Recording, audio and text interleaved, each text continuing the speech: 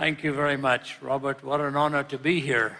A real delight to always come back here, and we rough it out. We always come the evening before and go to our sacrifice meal at the closest barbecue so that we can begin the year in good order and find out where the beef is. We did that last night, had a great dinner with Robert and Steve. It's not too often we get to do an extra day, frankly.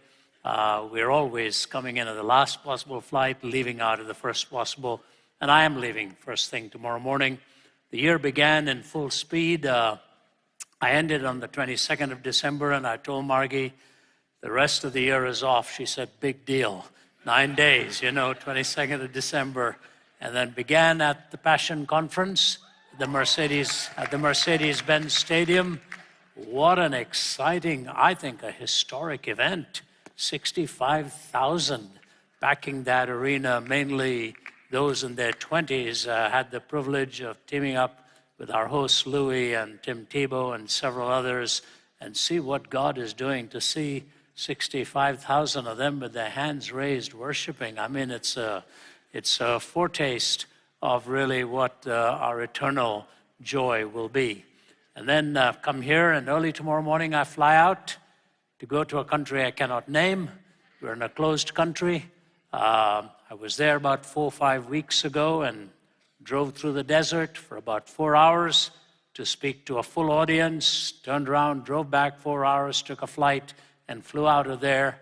Did 2 cities in that country, and as the Anglicans would say, this is the 3rd time of asking.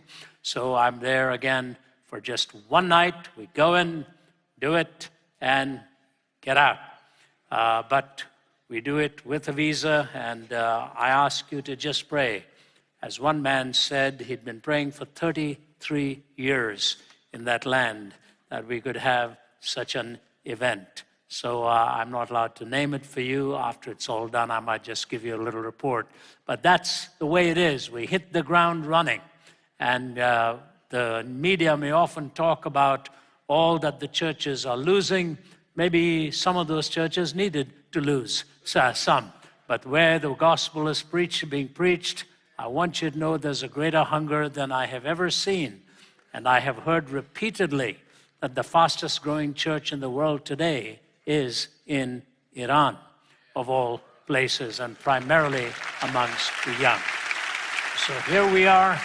But, the fact of the matter is, time flies tonight.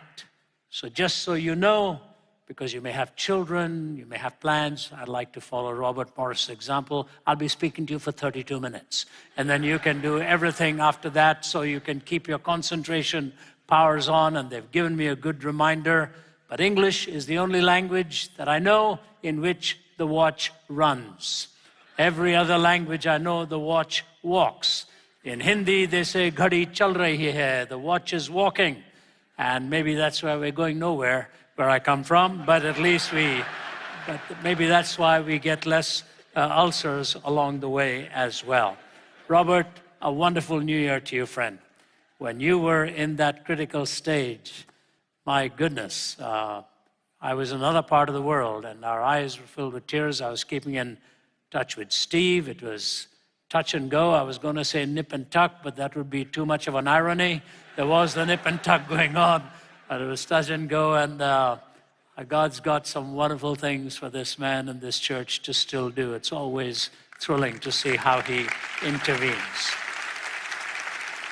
We often think that we are the only ones who ask questions, that all the great saints before us never struggled with these issues.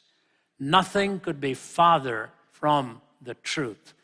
The man whom Jesus brought onto the Mount of Transfiguration, and both of them, Moses and Elijah, gave God some of his biggest challenges. One on the verge of despair, another one saying, "Why on earth do you want me to even do this?" His prayer was, "Here, my Lord, send Aaron." He didn't want to go. He simply didn't want to do it. If you go through the scriptures, you will see some of the most passionate people who served with a very devoted heart, had the toughest and the most emotionally driven questions. You know, faith is a perpetually defeated thing which survives all its conquerors. Faith is a perpetually defeated thing which survives all its conquerors. So says G.K. Chesterton. It'll always be hammered, it'll always be attacked, but the Bible will always rise up to outlive its pallbearers.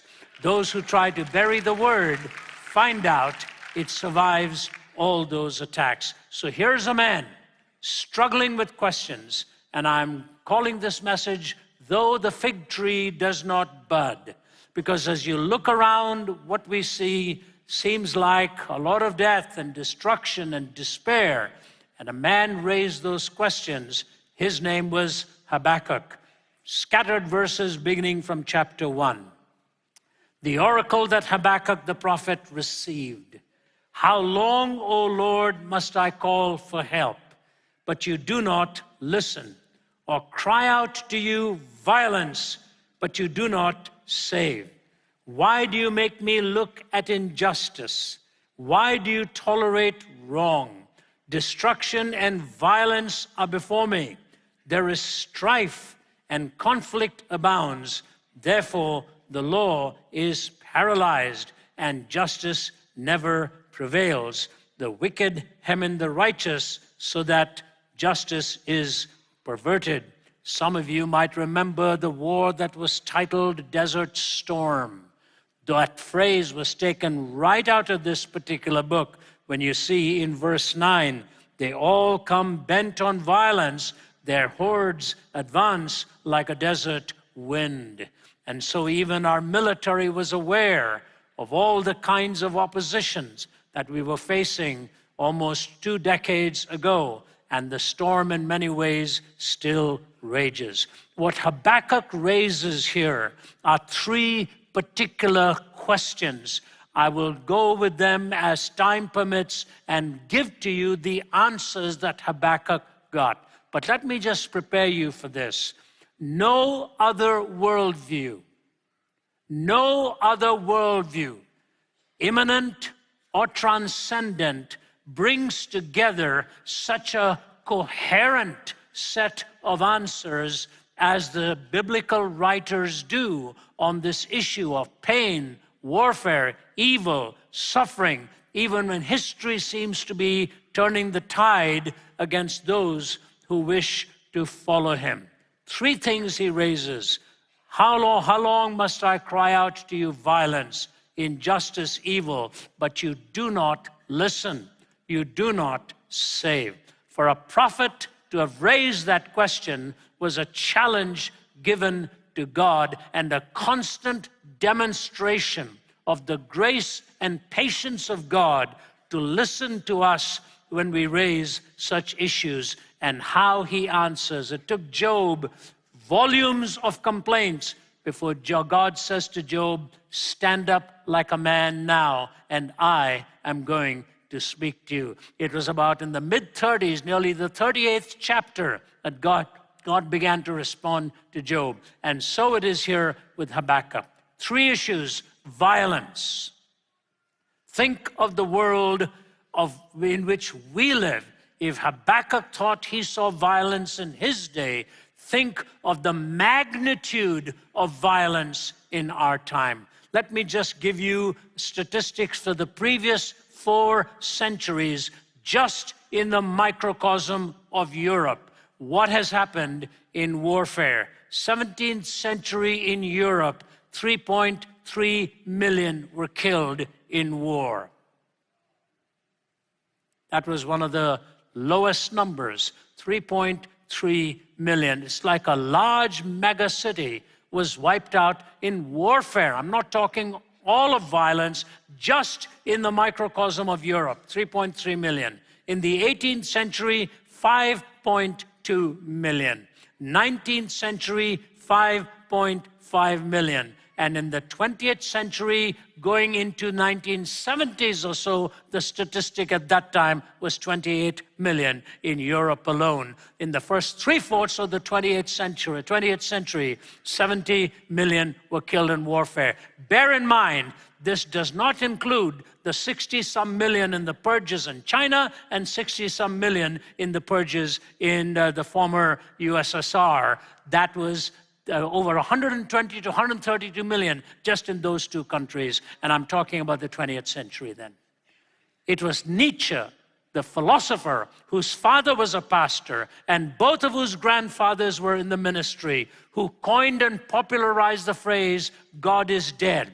But here's what he said: if God has truly died, and what he meant philosophically, because he talked about the blade of the philosophers that had plunged into the soul of belief, and he said, if God has truly died in the 19th century, he said the 20th century will become the bloodiest century in history, and a universal madness will break out. He saw the logical outworking of the absence of God and man playing God. He saw it. And when he says the 20th century will become the bloodiest century and a universal madness will break out, he almost figuratively took the first step himself, where in the last 13 years of his life, and he only lived to be, I believe, about 50, something like that, born in 1844, died in 1900, the last 12 to 13 years of his life, he was partially in and out of insanity. He was lying in bed saying almost nothing for days on end. Suddenly he would break into verses of scripture because he was raised at his mother's knee with the word of God. But he reminded us, since God had metaphorically died or figuratively died in the 19th century, the 20th century had become the bloodiest century in history. Violence. People often ask me, how does God shape a calling? And I think that's one of those questions we can only partially answer, because we put together a few links, but when we stand up before God, we will suddenly see, time is sort of that brush which God paints on the canvas of our hearts. Eternity is the full picture in which you'll see the finer points of how it all actually comes together. I think we'll be surprised and shocked at how God put together the entire canvas in our individual lives to place us in the place of his calling. For me, it happened in my mid-20s when I was in Vietnam. I was still an undergraduate student and traveled through the length of the country and saw the desolation of such kind of brutal killing that was going on in all kinds of places. I knew then my calling, what God had wanted me to do, because I knew the only hope for the human heart was the transformed heart that Christ alone could bring. But that was in the early 70s. But then I remember in the 80s, when the Cold War was still raging. And at that time, I just shortly finished my graduate studies at Trinity in Chicago. And as I was speaking in Poland, I had been asked if I had ever been to Auschwitz. I said, well, I've been to concentration camps to visit, Buchenwald, Dachau, Birkenau, and all of those. Said, no, have you ever been to a death camp? I said, no, I haven't then.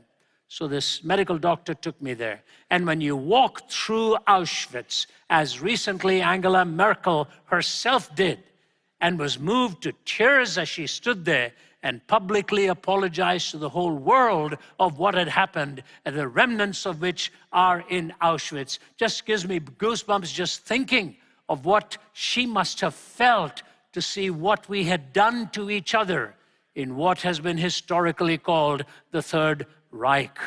But I remember walking into the gas ovens there, and outside of which are the words of Hitler: I want to raise a generation of young people devoid of a conscience, imperious, relentless, and cruel.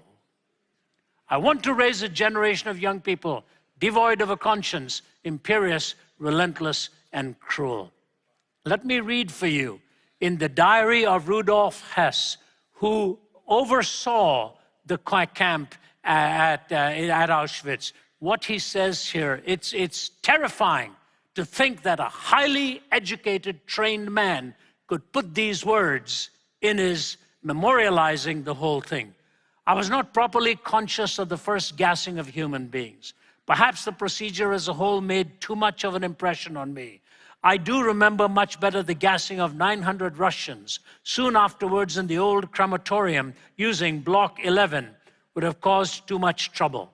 While they were still being unloaded, several holes were simply knocked through the earth and the cement ceilings. You can see those holes there, by the way, right now, of the morgue. The Russians had to undress in the outer room, and they all went quite calmly into the morgue since they had been told they were going to be deloused there. The whole transport walked right into the morgue.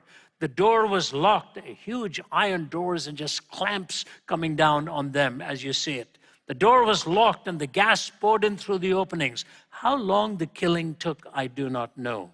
The hum could be heard for quite a while, however. When it was thrown in, some people suddenly cried, "Gas!" and a great roaring began and a rush to both of the doors.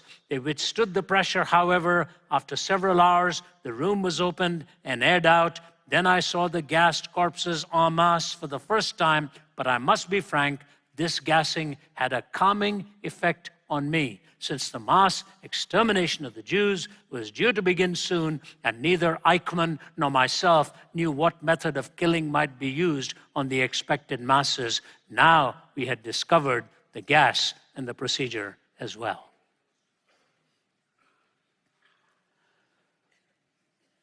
You look at that and you say to yourself, is this how far the human mind can degenerate, where people become just lumps of meat and descend to this kind of violence? But you see, ladies and gentlemen, right from the first family, there was violence in the home. When a brother, out of jealousy, wanted to take the life of his brother.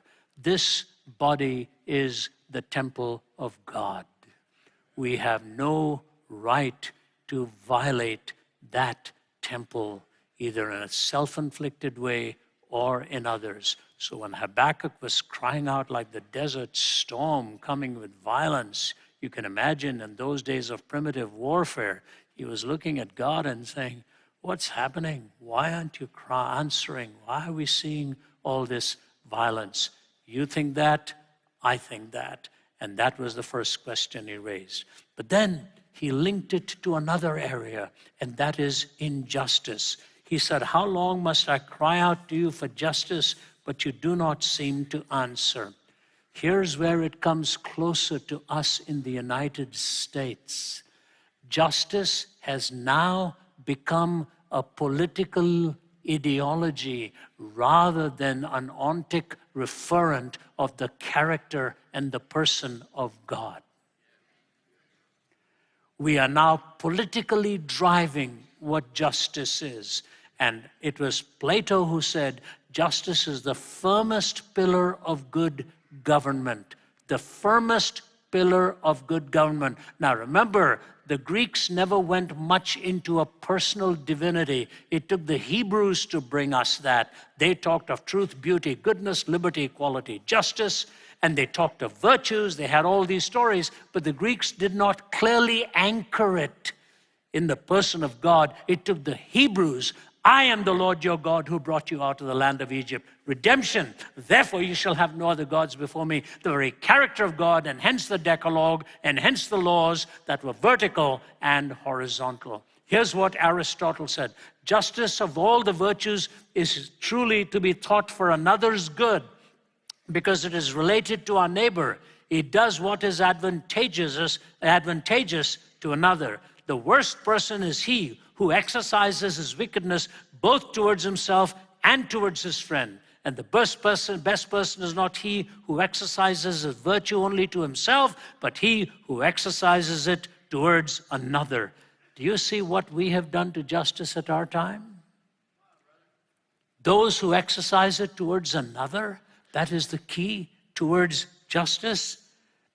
For this is a difficult task. Justice in this sense, then, is not a part of virtue, but virtue in its entirety, nor is the contrary injustice a part of vice, but vice entirely. That's why Micah took the 613 laws of Moses and reduced it to 3, to do justice, to love mercy, and to walk humbly before your God.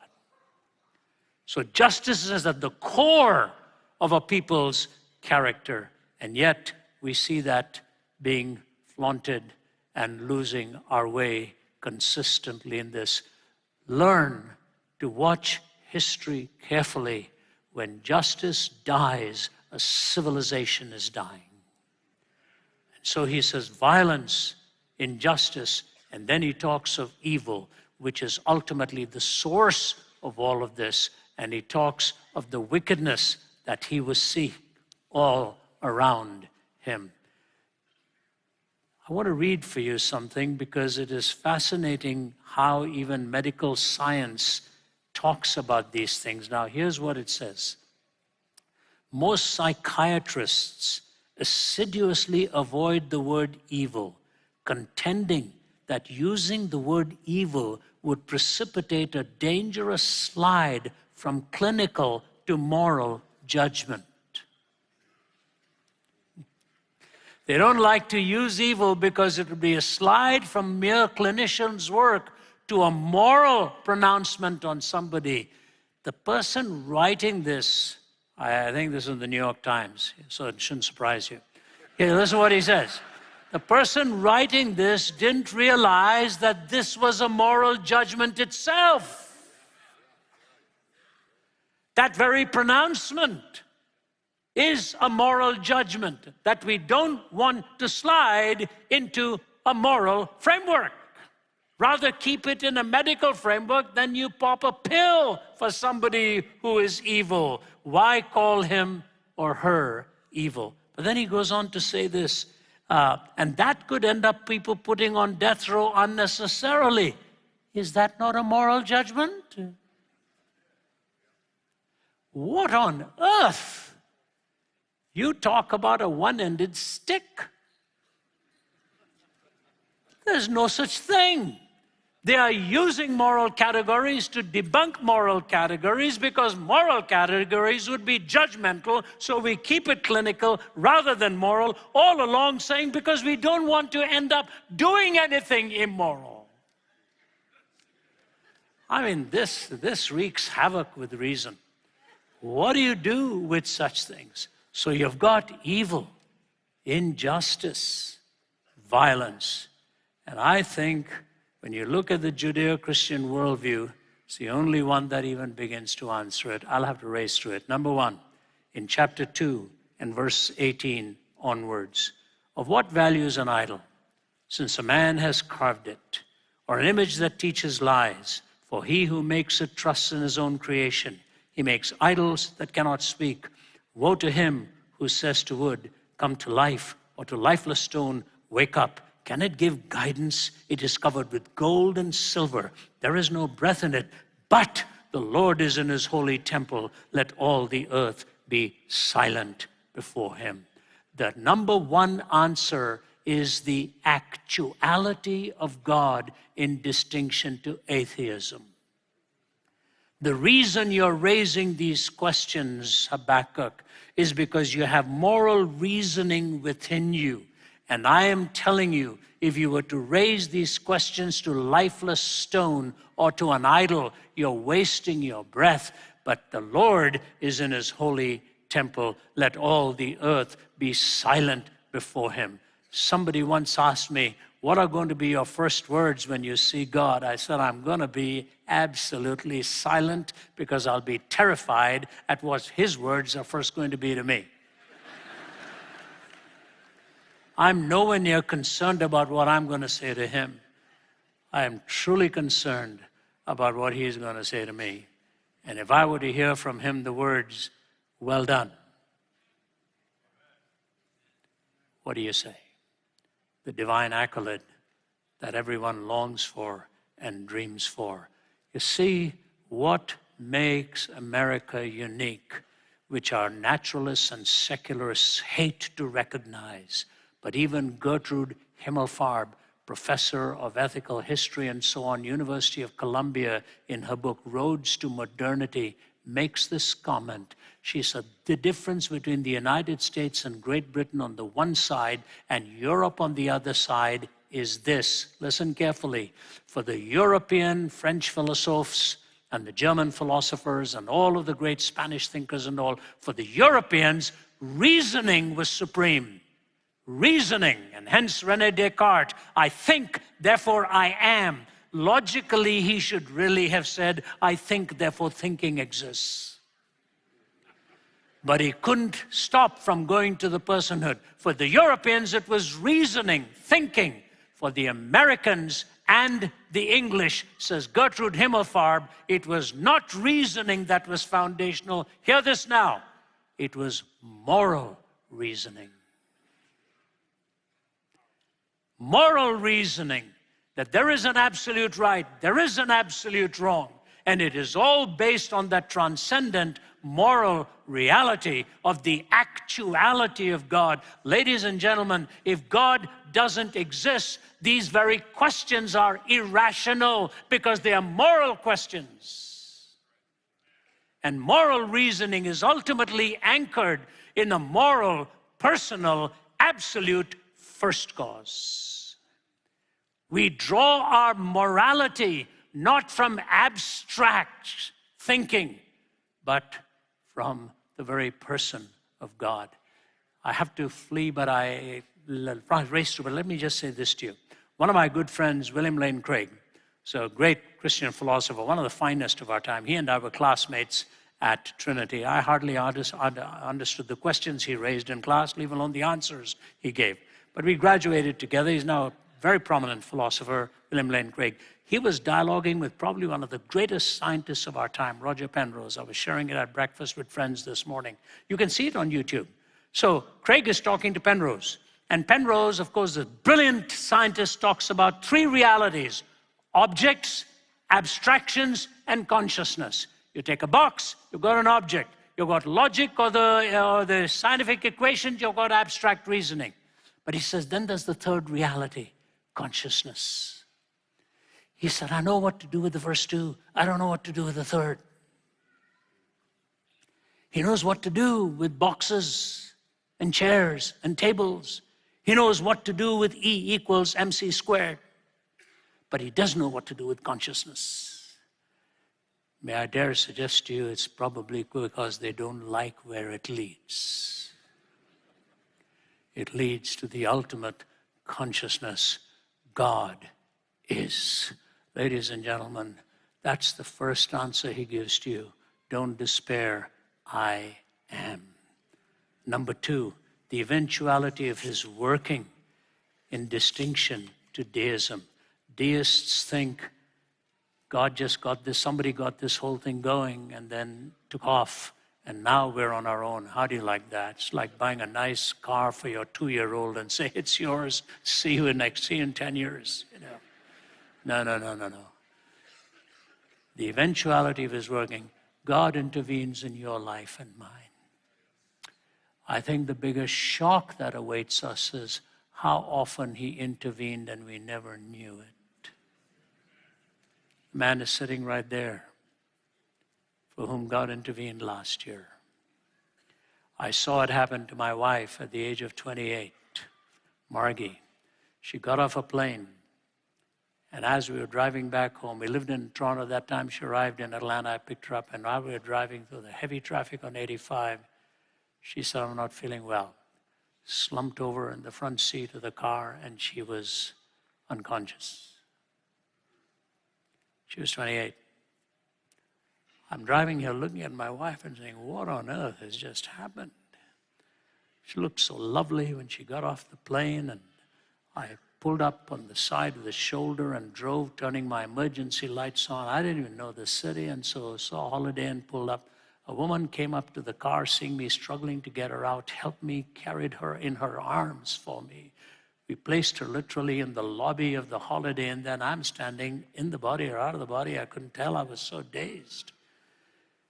And they called the paramedics. They called the ambulance and rushed her. When I got her to the hospital, I was to be preaching that night. The doctor came out and said, you're going nowhere tonight. Stay right here. In his words, exactly what he said. we've got a belly full of blood out here. He said, your wife has been bleeding and she's lost 60% of her blood. Did you know she was expecting? I said, no, sir. He said, we have an ectopic pregnancy on our hand. She's lost 60% of her blood. You better stay right here. My brother's a doctor. When I spoke to him later that night, he said, Ravi, he said, that's one of the highest mortality emergencies that ever comes in because they don't know what's happening. They go to bed and they literally bleed to death. And the doctor who looked at me said, if this had happened 1 hour before she landed or half an hour before she landed, you would not have seen your wife alive. He protected her. When our time comes, we all have to go. But until that time comes, our sovereign Lord will protect you from any intimidating, any terrifying reality. God is. I don't know what you're going through in your life. I know what I'm going through in my life, what I'm going through in our lives. I know that. But I also know this. He will never take me through any fire, but that he will put his arms around me and take the scars in the process so that he can walk me through and take me through that. The actuality of God, the eventuality of his working. He is a God who works and cares about you. He knows every bit of your DNA like nobody else does, and there's 3.1 billion bits of information in that DNA in you. He knows it all. Actuality of God, the eventuality of his working, and lastly, the eternality of his perspective. Because here's where he says, the second part I didn't even read to you when he said, the righteous will live by faith in chapter 2. But here's the third one. I heard and my heart pounded, my lips quivered at the sound, decay crept into my bones, and my legs trembled, yet I will wait patiently for the day of calamity to come on the nation invading us. Though the fig tree does not bud, and there are no grapes on the vines, though the olive crop fails, and the fields produce no food, though there are no sheep in the pen, and no cattle in the stalls, yet I will rejoice in the Lord. I'll be joyful in God my Savior. The sovereign Lord is my strength. He makes my feet like the feet of a deer. He enables me to go on to the heights. Hind's feet on hind places is what Hannah Annard wrote years and years ago. The perspective. People say perspective is reality. No. Reality ought to shape your perspective. Perspective is not reality. It's what reality should actually shape your perspective.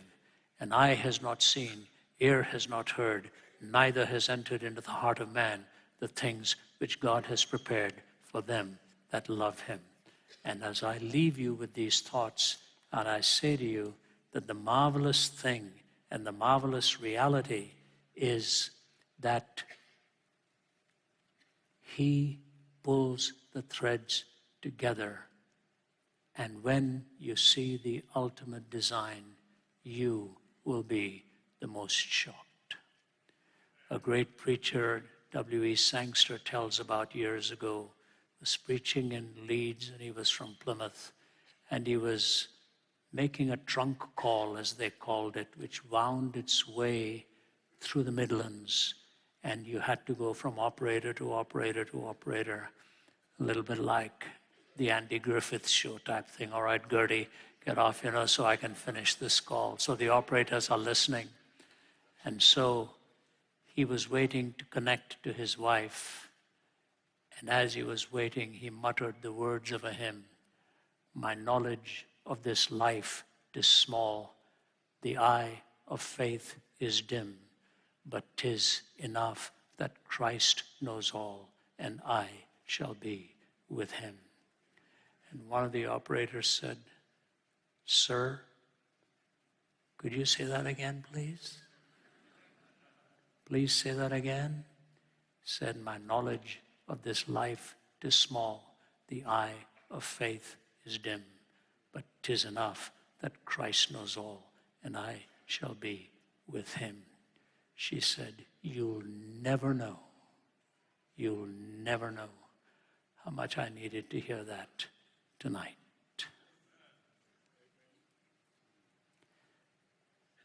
we know very little, and the eye of faith is dim. But 'tis enough that Christ knows all, and I shall be with him. Evil, injustice, violence, the actuality of God in distinction to atheism, the eventuality of his working in distinction to deism, the eternality of his perspective in distinction to pantheism. God is, God acts, God changes. No wonder Habakkuk said, I shall rejoice in God, my Savior.